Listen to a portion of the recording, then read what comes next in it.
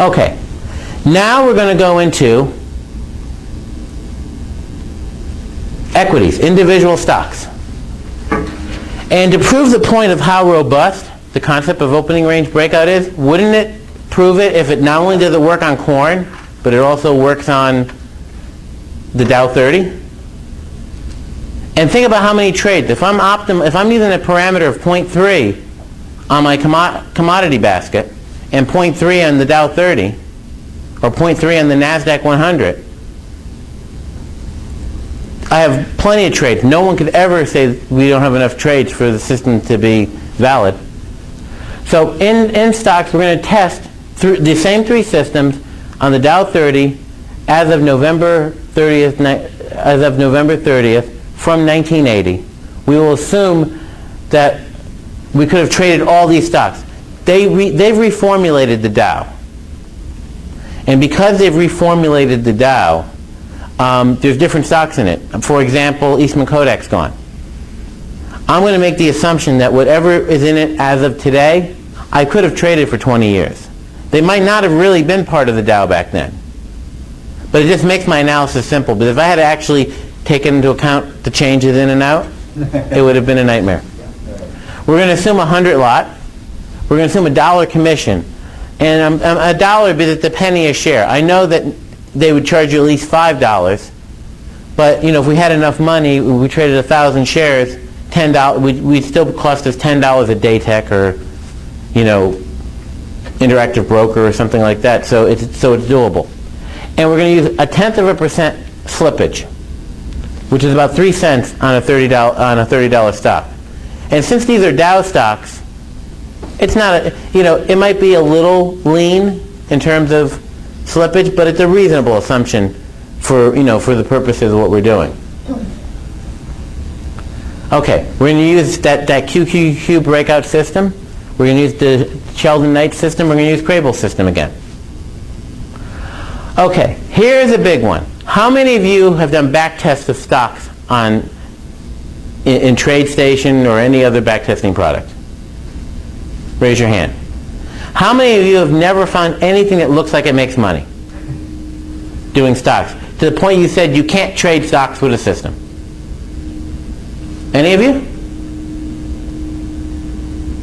And let me guess, you use split adjusted contracts, split adjusted stocks, right?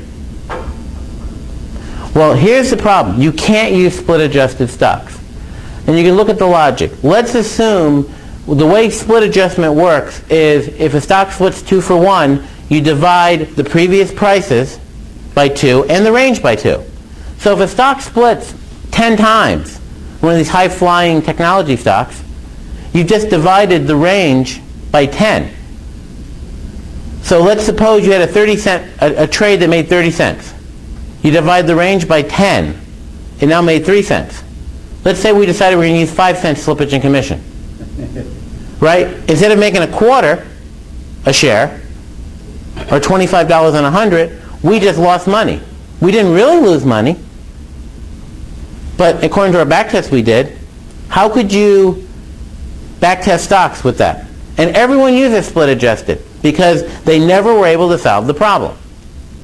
Well, I'm going to show you, we're going to talk about the solution to the problem. And could you see how, with this problem with split adjusted stocks, you guys could have been throwing away the Holy Grail? You could have a system that's making 10 or 15%, is what you see, and it's actually could be making 40 or 50% a year. Okay. Okay. What is the, okay, this is an example of split adjusted versus non-split adjusted. This is American Airlines. These reports came out of Trader Studio. This is split adjusted. This is the QQQ breakout system, 0.3 parameter, split adjusted American Airlines. So on this first trade here, these are the split adjusted prices. We made $8.83. Well, if you traded this in reality, let's suppose we didn't split adjust. You actually manipulated the stock. So when the stock split, you sold 200 shares instead of 100 shares when it split 2 for 1. You took the money you made from that and used that money to continue to buy more stock. Do you see what I'm saying? You actually did it right. Well, if you did it right, you end up making $172 on that trade. So your system that you've been testing, you think that it's made $8 and you throw it away. In actuality, it's making money pretty well. And in fact, after just a handful of trades, the split adjusted tells you you have a losing system. Throw it out. In reality, you've made $286 over that period of trades. This is a very important concept. Do you all understand why split adjusted gives you a problem? Have you all wished that you had a solution to it? What Trader Studio does, and the reason it can do this, is it actually, our backtester is specially designed. When you tell it it's a Trader Studio stock analysis, it goes in and it actually, the backtester goes in and does all the adjustments so you get real entry price and real exit price. It's a synthetic to what those entries at that time. And what we do is, the only thing we assume is that if we get into a trade and there's a split, we exit the 100 shares at a price that's comparable to the split. So if a $50 stock splits 2 for 1, and it's now, and our exit would have been 26, we're selling it at 52 on that trade. But once we're out of a trade that parallels a split, we go back to using the real price. So except for those handful of trades right on the split, you got the actual price that you would have entered and exited at. Okay. Let me go back up. Okay. Let me show you how bad this can get. We're going to look at the dollar sum on the Dow 30. Now, one problem with trading stocks is it makes no sense unless you trade a basket. Because you don't want to just optimize each system on individual stocks. That's curve fitting. So we optimize our system across a basket of stock. You could do the Dow 30, the NASDAQ 100, S&P 500. So on the split adjusted, we only make $177,000 on the split adjusted on 66,000 trades. After our commission, only about $2 a trade. Now let's see what we really make. 1.3 million. $20 a trade. Is that an amazing difference? How could you trust your equity analysis? Doing it with split adjusted. Do you see why I said you might have thrown out the Holy Grail? You might have built the stock system that could have made you rich, but you threw it out because it only made $250,000 on the Dow over 20 years, which would be equivalent to, say, maybe 2.6 or 2.7 million here. Don't test it that long over a period. No, but then you don't have enough trades to prove it's statistically valid. It's easier to do it the right way. Now the software exists to be able to do it.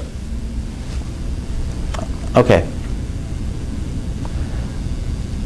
And okay, on the split adjusted annuals, you think that your annual return is 10.87% on the system.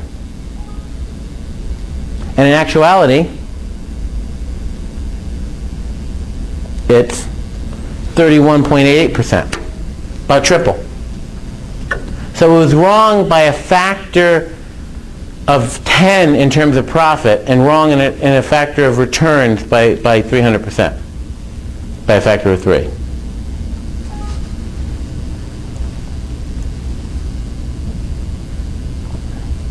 Oh, let's look at a little bit more. Oh, this one point I want to make here is when you do equities, dollars aren't sufficient. Because it doesn't matter. Because if I bought 100 shares or 10 million shares, I'm going to make a different number of dollars. So dollars mean nothing. You got to do it in terms of percent return. Yes? I just had a question. Decimalization versus fractions with these stocks, how is that handled? We just make the assumption that everything is the way it is. Right. I thought I'd ask. Okay. Okay. So this is a percent return report. And what this is this percent return report, you see this 107% instead of like the 35%? The reason is this acts like an equal dollar analysis. What we're doing is we're taking the percent return on each trade and adding it up. So you have a negative 1% loss and a 2% gain. That's a 1% gain. You have another 1% gain. Now you're at plus 2%. So we're assuming that, so we're treating it like if you bought IBM or you bought Intel or you bought a $2 stock, we're treating it all like you had equal money invested in each stock. So because of that, it overstates the returns. But you can see that you have a percent return report. And now we're going to look at the annual report again and pay attention to the fact that what this does is this actually takes the dollars. So if you bought 100 shares of a $40 stock and 100 shares of a $100 stock, this correctly balances the percent return based on the fact that some stocks sell for more than others. And that gave you the 31%. But you have the dollars, but you also have the percent returns for each month. So you need to have percent returns if you're going to do equity analysis. But otherwise you can't gauge it. You can't gauge how you would do on a $100,000 account versus a $1 million account. Because dollars don't scale. Okay, next. Okay. You know what?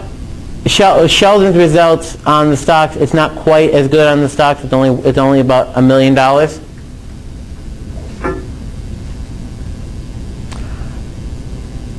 And again, we have a percent return report, which is 76%. Now, our last analysis here in terms of the stocks, and then we'll take open question, is going to be Crabel's work. And let's take a look at the dollar sheet. We've got $1.6 million, 58% winning trades, $21 a trade, which means basically 21 cents a trade per share, $25,000 max drawdown. So you can see the Crabel work on the equities is done the best. In terms of the percent return, we have 26,000%, which is 189% yearly return on the account, using the balancing of the dollar technique. And now we'll show the last one, which is going to be the annual report that's going to show the other balance. And we can see the Crabel is about 37% a year. It hasn't done well the past couple of years, but if you take into account since the bear market has started, 2002, 2001, 2000, it really hasn't done that bad, considering how much people have lost money in stocks. And as I said, 37% return. Okay. All right, summarizing it, short-term equity and futures trading is viable using opening range breakout. The results have been extremely consistent over the years. And now I have to make this point. The best way to build a system is to build it on a basket of markets. I'll give you an example. Keith Fitchen markets my iMaster system, and along with his Aberration and Aztec system. And what we found is that if you traded iMaster on the NASDAQ, the Russell, and the S&P, you would think that your drawdown would be adding them all up because they should be totally correlated. Well, they're not. Your drawdown actually only goes up marginally when you add up all three because they're not as correlated as you think. So even in a case with markets that are similar, like if you traded, heating oil, natural gas, crude oil, and unleaded gas, and traded those in a system and optimized across them, even though those markets should be correlated, it still is valid, but they're not as correlated as you think to get enough trades to get a robust set of parameters. So you want to build systems, even when markets look correlated, like individual stocks would, across a basket, because it helps make the system more robust.